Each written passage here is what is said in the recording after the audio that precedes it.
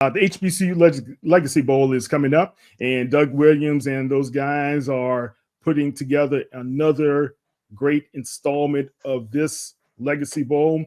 We have 100 young men that will be a part of this on Team Gaither as well as Team Robinson. Last year, you were a partner, and you're a partner again with the Legacy Bowl. Talk about that experience last year, and how did you feel about everything going into the game and coming out?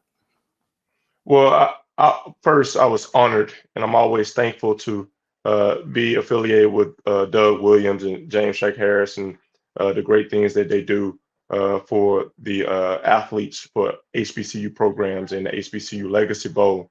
So I just was grateful being able to hang out with numerous greats who played for HBCUs and really anytime I'm around the old heads, I call them the wisdom heads. I just sit there and I listen, because they have so much wisdom. They have been through so much that I can't compare with. So I just sit there and I listen and I learn from what they tell me. But just the experience of being a chance to getting a chance to see the players play, see the players compete. I'm so happy and grateful that great men like Doug Williams and James Shake Harris are continuing to break down those barriers and give these players opportunities to show off their talent level.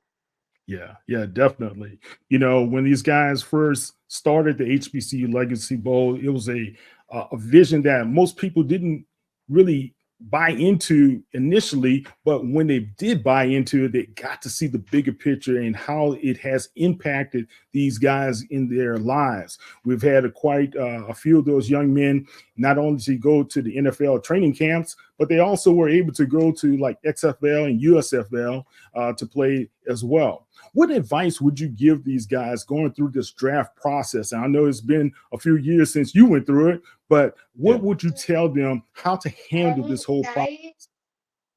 One thing I would tell them is just to embrace this process. I think it's a very important time in their lives, and you don't have 1 second to take it for granted. So be grateful for where you're at.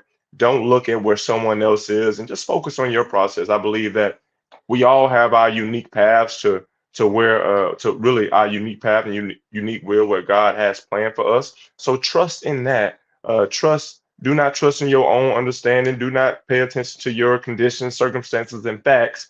Just focus on controlling what you can control and taking advantage of this excellent opportunity that has now been providing uh, players that play for HBCUs an outlet or a platform to showcase their talents. Because a lot of people can say what they lack, but man, this HBCU Legacy Bowls gives a lot of opportunity and a lot of I would say that it opens a lot of doors for our young athletes that are dominating HBCU football.